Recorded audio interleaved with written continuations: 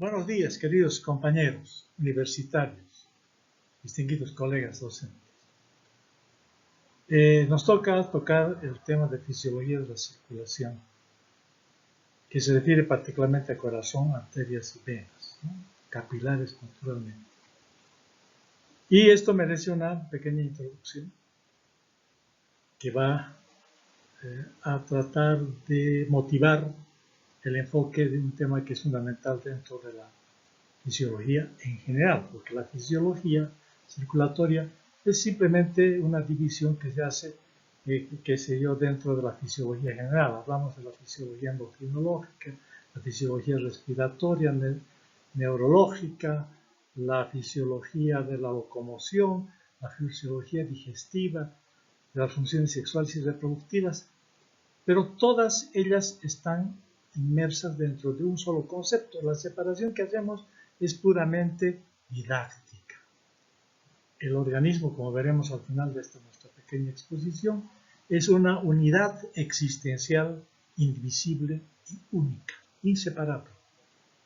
De ahí que las funciones son puramente, digamos, una ficción didáctica, porque en suma todo el organismo funciona como un unísono, de una forma totalmente armónica y sincrónica. Así pues, tenemos que considerar que vivimos en un universo, o sea, no somos a veces tenemos la tendencia a pensar que los seres humanos estamos en el centro, como si fuésemos los reyes del universo, y eso no es verdad. Desde la época de Galileo se ha visto claramente de que la Tierra no es el centro del universo, sino que es parte de una galaxia de la Vía Láctea, y ni siquiera del centro de la Vía Láctea, sino de la periferia de la Vía Láctea. Por tanto, somos una minúscula parte dentro del universo, en el que nos encontramos donde existe el tiempo y el espacio, que es los constituyentes. Desde que yo era estudiante de medicina, me llamaba poderosamente la atención el capítulo en el que se hablaban de los electrolitos, sodio, potasio, calcio, magnesio, oxígeno, etc., los elementos de la química inorgánica y de la química orgánica, como el carbono, el hidrógeno, el oxígeno, el nitrógeno, que constituyen la base orgánica de nuestra constitución. Pero a eso hay que agregarle el componente vida biológica, que es lo que hace la bioquímica o biología molecular, que tanto ha avanzado en los últimos tiempos. De manera que todo, nosotros mismos somos productos del Big Bang en su origen, cuando se formaron muchos de los elementos constitutivos que en este mismo instante se encuentran dentro de nuestro organismo. Somos parte del universo. No somos ni los amos, ni mucho menos. Somos una pequeña parte del universo y dentro de nosotros se encuentran además el hierro y otras sustancias que se formaron en las estrellas posteriormente, verdaderos hornos nucleares donde se forjaron muchos de los elementos constitutivos de nuestro organismo. Es fascinante pensar que somos parte de ese universo, ¿no? De la Tierra venimos y a la Tierra volveremos. Salimos de la matriz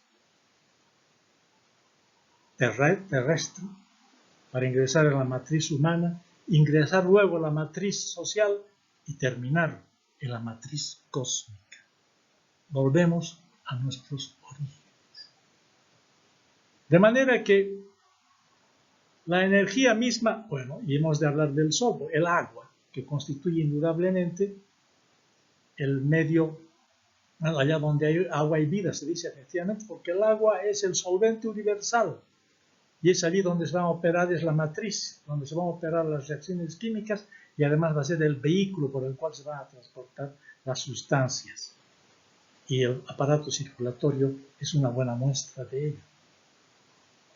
Pero necesitamos también energía. ¿De dónde procede la energía? La energía procede del Sol, de ese horno nuclear que constituye el Sol y de donde proceden los rayos solares, los rayos ultravioleta, los rayos infrarrojos, en fin, todo el espectro electromagnético que se irradia a la Tierra y que le da vida a todo, porque son los seres vivos quienes van a a captar esa energía del universo, que se encuentra a través de la clorofila, pues que se sintetiza, se acumula esa energía en los frutos y en las hierbas y todos los productos verdes de la economía humana para su subsistencia. Pero también los seres humanos dentro de la cadena y dentro de la cadena alimentaria, pues nos alimentamos tanto de vegetales como de animales, somos omnívoros. De manera que una de las grandes capacidades de la especie humana, hablemos concretamente de ella, de todas las formas vivas en general, pero particularmente de los seres humanos, que son los que tienen la enorme posibilidad de captar esa energía a través de los alimentos que ingerimos cotidianamente. Los alimentos nos dan masa y nos dan energía, proteínas, grasas, hidratos de carbono.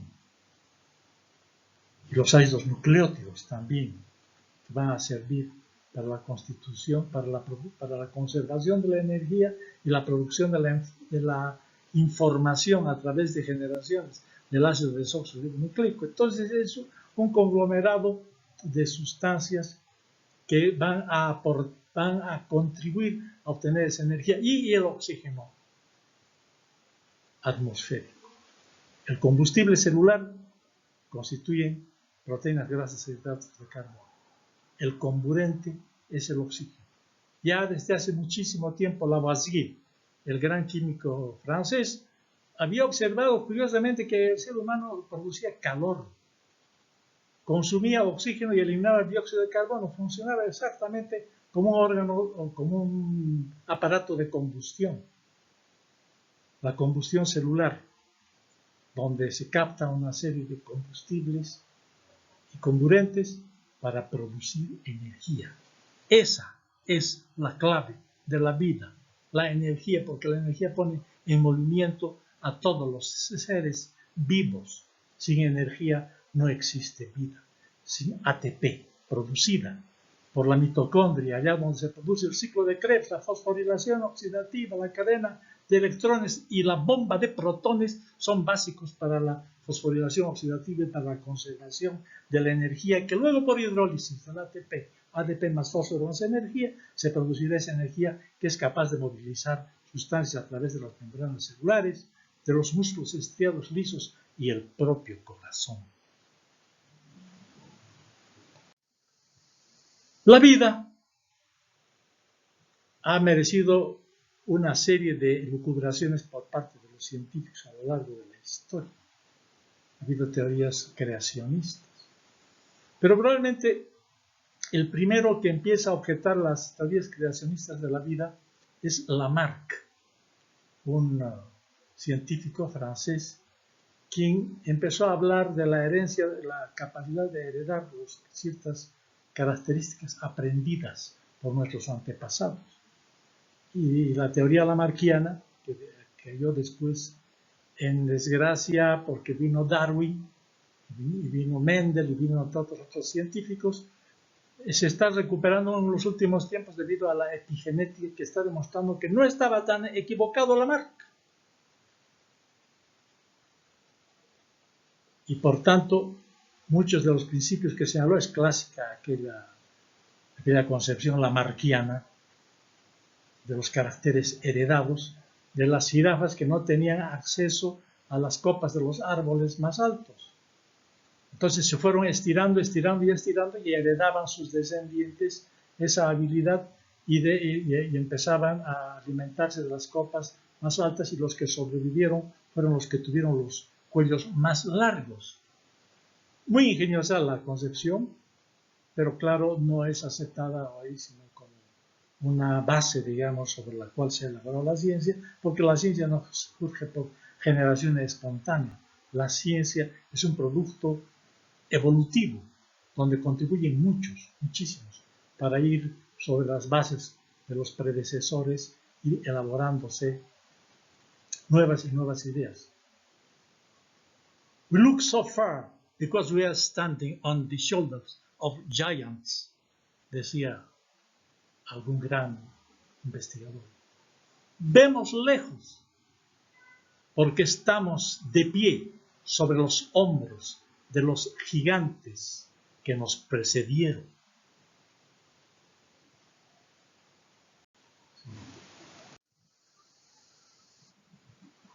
Ha habido muchos filósofos, como les decía, científicos, académicos, biólogos, antropólogos, genetistas, que han contribuido a comprender mejor la vida. Pero ¿qué es lo que caracteriza la vida? La reproducción, nutrición, crecimiento, adaptación, organización, utilidad, excitabilidad y sobre todo la capacidad de reproducirse. Y para ello tuvo que independizarse el ser vivo del resto de la materia en los orígenes de la vida, que no sabemos si vinieron de acuerdo a la teoría de la panspermia o la cosmozoa, que vino del espacio exterior acaso en un aerolito, o se formó aquí mismo en los mares primitivos, en los mares primigenios. Se formó la vida ahí, pero para formarse la vida tuvo que independizarse del medio en el que se encontraba y para ello necesitaba membranas, las membranas celulares. Y allí fue el proceso evolutivo. De manera que el concepto de autonomía del ser vivo es muy importante porque todo está compartimentado. ¿Es verdad? No estamos compartimentados, estamos separados, el médico nos rodea por la piel. El cerebro se encuentra compartimentado por las meninges, los pulmones por las pleuras, el corazón por el pericardio, las vísceras abdominales por el peritoneo y las articulaciones por las cápsulas articulares, y así podríamos seguir haciendo una serie de divisiones y subdivisiones de la compartimentación que es parte de la anatomía humana, pero que no es compartimentación, no es sinónimo de independencia, son parte de un todo en la que verdaderamente están funcionando. A eso se debe el concepto de compartimentación. Las mismas organelas, como las mitocondrias, los lisosomas, por ejemplo, o los retículos endoplásmico liso o granuloso, tienen membranas. O sea, hay una compartimentación intracelular en ese verdadero microcosmos. ¿Es verdad? De manera que el concepto de autonomía es fundamental para hablar de la vida. Antes diré algo más sobre la vida.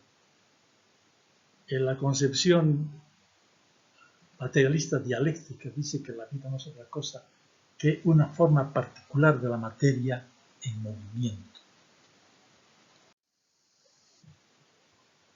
Dentro de ese proceso de compartimentación, pues no voy a hablar de las membranas celulares, que es de conocimiento de todos ustedes por biología, por histología, por citología, y que ha sido parte ya de la primera parte introductiva de este curso de fisiología universitario del segundo año, y donde ustedes plenamente conocen Singer y Nicholson, existe la teoría de la membrana líquida, ¿no? Bilipídica, ¿no es cierto? Por dos capas bilipídicas, donde hay colesterol, donde hay proteínas integrales, donde hay proteínas periféricas, donde existe además un glucocáliz constituido por glucosa y por proteínas, y además hay lipoproteínas, existen glucoproteínas. Bueno, es todo un aparataje de recepción y de identificación, como el caso del complejo mayor de histocompatibilidad, que es parte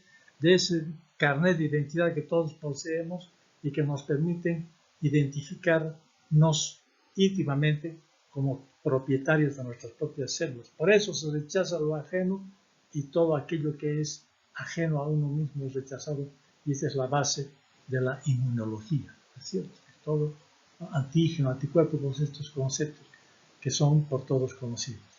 De manera que para emanciparse del medio, la célula crea la membrana plasmática, pero también crea canales de comunicación y receptores que le informen sobre lo que ocurre en el medio externo.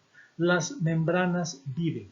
Hay una dinámica de las membranas, y así está descrito en muchos libros como la dinámica de las membranas, porque las membranas llevan una vida muy activa, tienen enzimas en su intimidad y hay una serie de cadenas enzimáticas para que los primeros mensajeros, que suelen ser las hormonas, lleguen a convertirse en segundos mensajeros internamente.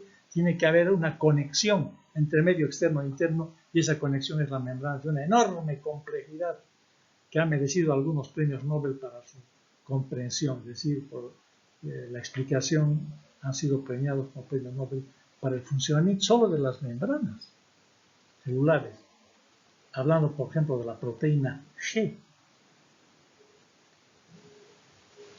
No voy a hablar más sobre el tema porque es por todos ustedes conocido. Ya he dicho que las organelas que se encuentran dentro de la célula también están compartimentadas. Algo habrá que señalar aquí. Me parece que fue Margolis, es una mujer, quien creó la teoría de la endosimbiosis. No todas las organelas se formaron con la célula, lo saben bien todos. En el caso de las mitocondrias se supone que fueron bacterias que se incorporaron dentro de la célula y ellas son las que se encargan de producir energía. Hicieron un pacto, lo que se llama simbiosis en biología. La célula le dijo: yo te cobijo y te doy todos los medios para tu subsistencia, pero tú me proporcionas energía. Y así fue. Son las mitocondrias que además todavía mantienen su ADN mitocondrial, que es de origen materno, ¿no? Probablemente de la verdadera Eva viene por aquí el ADN mitocondrial, que es el que actualmente está en boga, y muchas enfermedades que tienen origen en las mitocondrias son, es verdad, transformaciones que se operan íntimamente dentro de la estructura del ADN mitocondrial. No voy a hablar más sobre el tema, simplemente decir que dentro del proceso de compartimentación, todos los, ya dije y reitero, que las organelas poseen una membrana propia, que es la base de la compartimentación dentro de la división general del trabajo. Naturalmente, que dentro de esta división tiene que haber una organización. Los administradores de empresas suelen decir que organización significa un lugar para cada cosa y cada cosa en su lugar. Es imperativa la especialización funcional en toda sociedad, no solamente en la biología. En verdad, hay gente que se ocupa de determinados aspectos con más eficiencia que el resto, porque le ha dedicado todo su esfuerzo y su dedicación a la especialización funcional. Y la organización, el organismo en su conjunto, nos habla de especializaciones. Las funciones cerebrales son diferentes a las hepáticas o a las del corazón o el páncreas. Entonces hay especializaciones funcionales, como en una sociedad. Hay tejidos que han llegado a perfeccionarse para determinada función, pero siempre, siempre, siempre dentro del concepto de la unidad existencial. No hay independencia. Todo está interconectado. Todo está absolutamente integrado. Ahora, ¿dónde se desarrolla esa vida? Bueno, dijimos que en los orígenes de la vida se originó probablemente en los mares primigenios. Hay algunas teorías que suponen que nos trajimos ese mar primigenio, nos lo introdujimos, dentro del propio organismo. Es un verdadero mar interior que baña a las células. Les proporciona agua, electrolitos y una serie de nutrimentos y sustancias que tienen que tener un volumen y una composición determinada. Hay 42 litros de agua en un individuo adulto joven dentro del organismo humano, pero de esos 42 litros naturalmente no están ahí estáticos. Esos 42 litros se están moviendo permanentemente. Es verdad, ahí ingresa, sale, evoluciona, se elimina por los poros sanguíneos, los poros de la piel, se elimina por la respiración, es verdad, se elimina por la diuresis, por la defecación, e ingresa periódicamente una determinada cantidad de agua de acuerdo a las circunstancias de la actividad del sujeto y el clima en el que se encuentra ese sujeto, naturalmente que varía. Alrededor de 3 litros diariamente son la necesidad de agua, porque se está movilizando permanentemente. De manera que el medio interno es un ropaje que está envolviendo a la célula, que está sirviéndole de ambiente a las células. Es ese mar interior que todos llevamos dentro. En la composición, el volumen y la composición son fundamentales. A eso se llama homeostasis. Es verdad, al mantenimiento de ese volumen y de esa composición dentro del organismo, que va a servir para albergar a las células, para cobijar a las células, para arropar a las células. Las alteraciones del medio interno, le llamó medio interno, Claude Bernard lo llamó el milieu intérieur en francés, el medio interno, que luego veremos Cano evolucionó el concepto. Él consideraba como algo fijo el medio interno. Veremos que en realidad no es fijo, se está moviendo. Y ahí surgió el término de homeostasis. Incluso que fue Claudio Bernard el primero que habló de la plasticidad del medio interior. Pero fue Cano, un gran fisiólogo norteamericano, que creó el concepto de homeostasis. De manera que, porque en realidad homeostasis se refiere más a una serie de cambios y transformaciones. Alguna vez he escuchado decir que es sinónimo de equilibrio. No hay equilibrio. Nunca hay un equilibrio completo. Eso está en permanente desequilibrio. El mantenimiento de las características físicas y químicas del líquido extracelular están variando permanentemente. Entonces es un mantenimiento de desequilibrios dentro de ciertos límites. Esa es la homeostasis. Y mejor si la llamamos homeodinámica, porque es más clara la concepción de homeodinámica. De manera que de fijeza a estabilidad y de estabilidad a dinámica hay una evidente evolución conceptual del término, o de estos términos. Desde luego, todo está en movimiento, es la homeostasis. Un buen ejemplo de ello es la hemodinámica, ¿no es cierto? Hay una circulación permanente de la sangre dentro del aparato circulatorio. Entonces nosotros vamos a dedicarnos a estudiar al movimiento de la sangre dentro del aparato circulatorio y quizás toquemos también algo sobre hemorreología, porque la sangre también se comporta de diferente manera cuando está en movimiento que cuando la vemos en el microscopio, qué sé yo, una preparación para ver glóbulos rojos, glóbulos blancos, plaquetas, etc., que están fijas. Y las formas que nos dan los textos de citología y histología no son las que se mantienen en movimiento. Por ejemplo, los glóbulos rojos se deforman en el momento de la circulación. No son los salvavidas imperforados o discos bicóncavos que señalan los libros, no. Se elongan. Incluso pueden doblarse sobre sí mismos para pasar a través de los capilares. Entonces esa morfología va cambiando.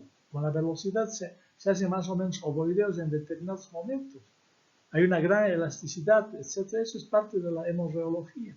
Hay modificaciones de la viscosidad. No toda es igual. La circulación de la sangre, como veremos en su momento, no es idéntica en el centro de un vaso de una arteria, por ejemplo, no es idéntica al centro que en la periferia. En la periferia, con el roce, el frote que va sobre el endotelio vascular, va más lentamente y luego a manera de cilindros que se encuentran empotrados unos dentro de otros, la parte más rápida es la que se encuentra en la parte axial y en la parte periférica va más lentamente. Entonces estas son variaciones que nos señala la hemorreología, es decir, del movimiento, de que la sangre en movimiento sufre transformaciones y ese tejido conectivo líquido, que en realidad es la sangre, sufre una serie de modificaciones cuando está en movimiento. Normalmente se trata de una circulación, como veremos en su momento, una circulación totalmente homogénea. silenciosa, ¿no? Y en otras circunstancias se vuelve de flujo laminar, que era como así se llama, se convierte en flujo turbulento, se altera el movimiento y se altera la hemorragia. Y eso es muy importante en condiciones patológicas para la correcta interpretación de las diferentes patologías que afectan al aparato circulatorio. Les decía que no hay un perfecto equilibrio, permanentemente se están moviendo las concentraciones de las sustancias. De hecho, no hay una homogeneidad, no hay la misma cantidad de potasio dentro que fuera de la célula. ¿Cuál equilibrio? ¿Verdad? Está en desequilibrio y esa es la clave para la comprensión del potencial de acción, como veremos posteriormente. Dentro de las células, el potasio está en una proporción de 150 miliequivalentes por litro y 5 miliequivalentes por fuera en el plasma sanguíneo. 30 veces más potasio dentro de la célula que fuera de ella. ¿Cuál equilibrio? ¿Verdad? El sodio, 140 miliequivalentes en términos redondos fuera de la célula, en el plasma sanguíneo y en el líquido extracelular, y 14 dentro, 10 veces más sodio fuera que dentro. Por eso al potasio le llama el ion celular y al sodio el ion plasmático. Entonces hay un desequilibrio permanente. Afortunado desequilibrio porque constituye la clave del potencial de acción, que es propio de las células nerviosas, de las células musculares y del propio corazón, y también de las arteriales. Porque si no fuese por el potencial de acción, alguna vez he hablado del potencial de acción como su majestad, el potencial de acción que pone en movimiento, que en actividad las comunicaciones se hacen fluidas a través del sistema nervioso y a través de los músculos. ¿Es verdad? Entonces, para comprender el potencial de acción es muy importante tomar en cuenta que el equilibrio se lo puede concebir de una manera muy general, pero que en realidad la vida se mantiene por una serie de desequilibrios dentro de ciertos márgenes. Y eso dice Tresguerres cuando habla de la fisiología. Él define la fisiología como el estudio de los estados estables de desequilibrio mantenidos de forma activa por los seres vivos. La homeostasis, además, tiene que ver con el control y la regulación.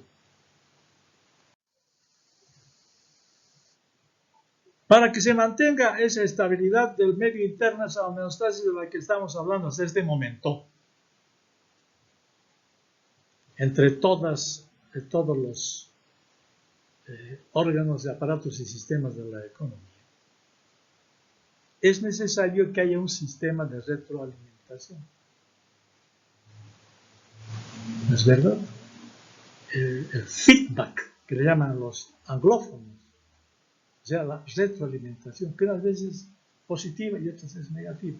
Lo que predomina en fisiología es la retroalimentación negativa. O sea, ante un incremento que se produce de algo en la periferia, hay un retorno que le corrige y frena a la función original.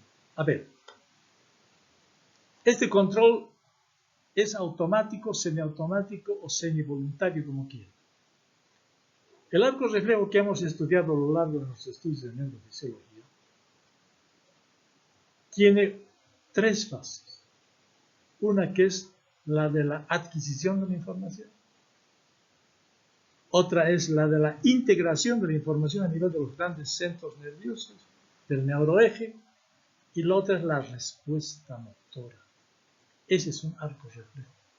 Pero también se opera dentro del aparato circulatorio de una manera más compleja todavía.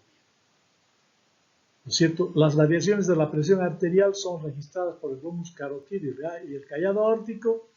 El centro de internación es el bulbo raquídeo, que es el centro vasomotor, y la respuesta efectora al corazón se hace por la vía del sistema simpático y parasimpático. Sobre todo al simpático, a la musculatura lisa arteriolar, y el parasimpático hacia el nodo sinusal, nodo de Katie-Flack del corazón. de manera que va a regular la frecuencia cardíaca y va a regular además las resistencias periféricas representadas por las arteriolas, ¿verdad? Entonces hay un control y regulación por parte del sistema nervioso central. Está controlando y regulando. No está librado a su suerte el corazón. El corazón goza de autonomía, por cierto, es automático, pero tiene que estar al servicio del organismo humano en las diferentes circunstancias de reposo, o de actividad física, de paz interior y bienestar psíquico, o de estado anímico transitorio exaltado, como ocurre en las grandes emociones, y eso tiene que ser regulado por alguien. Y ese alguien es el sistema nervioso, como ya vimos en su momento. De manera que el corazón no escapa, por muy autónomo que fuese, al control y regulación del sistema nervioso central.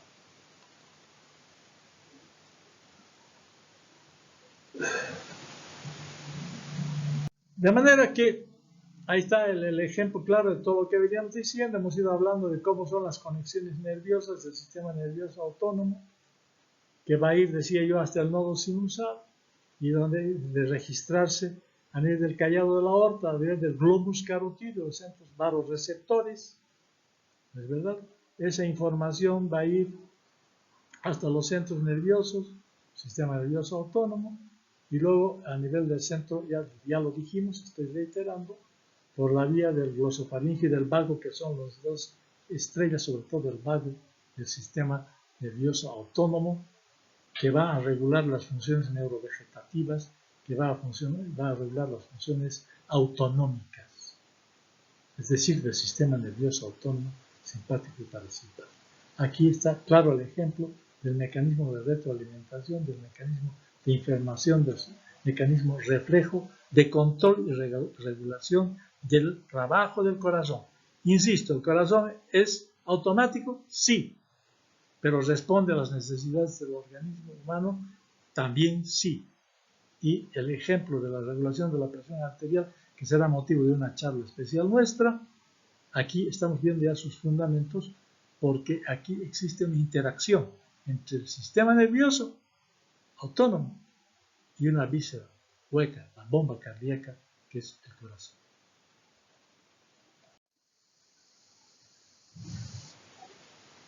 Lo mismo podríamos hablar sobre el sistema nervioso como un mecanismo de información, además de vías reflejas que, sin la participación, unas veces, de la conciencia y la voluntad, y por otras, independientemente de ellas, están funcionando. Aquí hay una falta ortográfica que voy a pedir disculpen a las personas que me honran con su audiencia. Fascículo tendría, ahí falta una C, ¿no? Está con fascículo, puramente es el que me hizo el favor de transcribir, se equivocó, pero en fin, no tiene mayor importancia. Bueno, los receptores propioceptivos, es decir, de la posición y movimiento del organismo, van a llegar en forma automática e inconsciente a través de las vías de Gol y de Burdach, perdón, por la vía de Flechig y de Gowers, las vías espinocerebelosas. Y la respuesta va a venir por vía extra piramidal, ¿verdad? Ahora bien, el fascículo de Gol y de Burdach va a llevar una información al cerebro. Ahí sí tenemos conciencia de nuestra posición de movimiento en el globo terráqueo, porque el ser humano es un ser bípedo por antonomasia, porque ha alcanzado la bipedestación total, gran desarrollo del cerebelo, gran desarrollo de los conductos, de los órganos otolíticos, conductos semicirculares, utrículos, sáculo, el sistema vestibular, muy importante para el equilibrio, por una parte de la cabeza, pero el resto del cuerpo está funcionando gracias a la propiocepción, que contribuye también indudablemente al equilibrio. De manera que ya sea por la vía consciente o subconsciente, el sistema, este sistema que bien podríamos llamarlo miostático, es verdad, va a contribuir a la posición y a la bipedestación. Es decir, todo por un mecanismo de control que depende del sistema nervioso central. Este sistema nervioso central está gobernando los músculos que van a ir contrayéndose en forma alternativa y sistemática para mantener el equilibrio. Por tanto, aquí hay un control y regulación. No se manejan por sí, ante sí, los músculos, sino que obedecen a órdenes que están emanando del sistema nervioso. Eso significa simple y llanamente que el organismo humano está sometido a un control y a una regulación. Ese es el mensaje, queridos compañeros. Lo mismo lo ya he dicho, aquí la parte que ya se ha estudiado, la parte muscular, los usos neuromusculares, etc. No voy a insistir sobre el tema que tiene que ver sobre el equilibrio, donde hay una complejísima serie de contracciones de músculos para mantener el equilibrio, y lo cual depende de un sistema de control y regulación, que es el ejemplo que estoy dando para indicar que no hay parte del organismo que no esté normalmente controlada y no está librada a su suerte. Hay una unidad, decía al principio de mi exposición, existencial, que es el organismo humano. Normalmente. Pero vamos a contribuir a esa homeostasis. Necesitamos, hemos dicho, el comburente llega automáticamente a través de la respiración. ¿De acuerdo? Pero el combustible, ¿cómo llega? Llega a través de los alimentos. ¿Por dónde va a llegar el agua, que es el solvente universal? A través del agua en sus diferentes formas, refrescos, qué sé yo, que se ingieren. Hambre y sed. Entonces el sujeto tiene que procurarse los alimentos. Si está siendo víctima del frío, va a abrigarse y va a contribuir a la homeostasis, al mantenimiento del medio interno. Si hace calor, va a refrescarse, va a llevar ropa ligera o va a ir a una piscina a refrescarse. Hambre, ya he dicho, alimentación, y naturalmente todos estos mecanismos son mecanismos voluntarios, ya no involuntarios, para el mantenimiento del medio interno. Y ese es el sistema neuromusculoesquelético que a través del trabajo se consigue, que es una de las vocaciones del ser humano, es el trabajo. Hay teorías de filósofos que dicen que el ser humano es un ser económico por excelencia. No voy a entrar entre Marx, entre ellos. Vamos a hablar quizás en algún otro momento más profundamente sobre el tema. De manera que los demás sistemas también están contribuyendo al aparato digestivo para el procesamiento y absorción de este material que representa el combustible celular. Renal y tegumentario para la retención del útil y extensión de los sedentarios. ¿Es verdad? Respiratorio para la obtención del combustible, oxígeno y eliminación del dióxido de carbono, el humo de la combustión orgánica. El sistema endocrino va a regular el metabolismo de grasas, proteínas, hidratos de carbono, funciones sexuales y reproductivas. Y aquí está el tema de fondo. La circulación de la sangre es la encargada del transporte. De fondo, en este capítulo, que es el capítulo que estamos desarrollando, porque todo es de fondo, pero de fondo, en el plan que nos hemos trazado para la exposición del tema.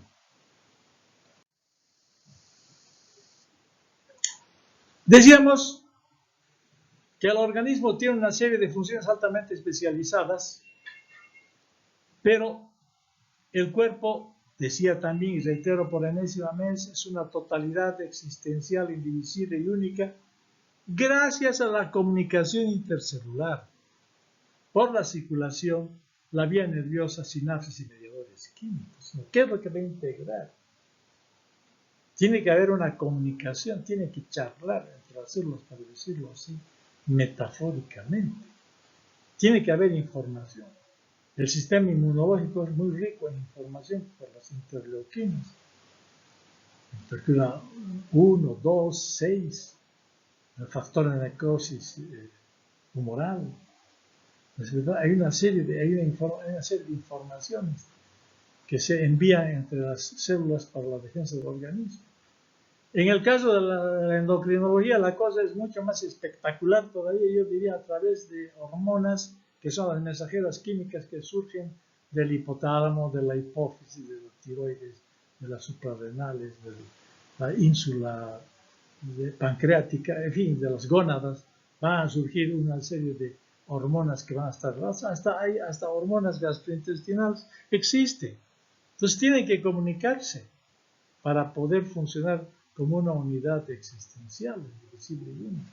Y además el sistema nervioso a través de los potenciales de acción y de sus neurotransmisores, como la acetilcolina y la noradrenalina que veíamos en clases anteriores. Entonces, la comunicación e integración celular de la totalidad existencial de la que el aparato circulatorio cumple una función muy importante en integrar al organismo mediante estos mensajeros químicos, creo que es el mensaje para el capítulo que nos está tocando presentar en esta oportunidad. Hay una parte muy primitiva antes de que probablemente se desarrollara plenamente el aparato circulatorio, que es el intersticio. La comunicación paracrina, es decir, de las células que se van a comunicar por vía del líquido extracelular, es decir, por vía del líquido intersticial. Por ahí va a ser la comunicación. ¿No es verdad? De tal manera que entre las células vecinas también están charlando, si se me permite la metáfora. La autorregulación del organismo no es posible sin la comunicación y sin ella no se concibe la integración. Últimamente el mundo ha sufrido una serie de tragedias como consecuencia de la pandemia que nos aflige a todos los seres humanos. Se necesitan unidades de terapia intensiva y ahora existen, hechas medio precipitadamente, pero ahí están funcionando gracias a un extraordinario esfuerzo del pueblo boliviano. ¿Cómo muere un sujeto en una unidad de terapia intensiva? Hay una falla orgánica múltiple, hay una desorganización de estos sistemas, aparatos, órganos, tejidos y células que dejan de comunicarse entre sí y empiezan a fallar sistemáticamente. Eso se llama la falla orgánica múltiple y esa es la causa fundamental, junto con la acidosis metabólica, de la muerte de un sujeto y es la prueba concreta de que la integración es fundamental para el funcionamiento del organismo. Husay, el gran fisiólogo argentino, premio Nobel, decía que la fisiopatología es una fuente muy valiosa para comprender la fisiología. A través de las fallas funcionales de los órganos, aparatos y sistemas, comprendemos mejor a la fisiología. Y efectivamente, eso es lo que sucede cotidianamente y ese aprendizaje continúa. Hay un plano trascendente de la fisiología que va más allá de lo puramente biológico. Gracias a las funciones intelectuales superiores, la persona vive en una sociedad donde adquiere derechos.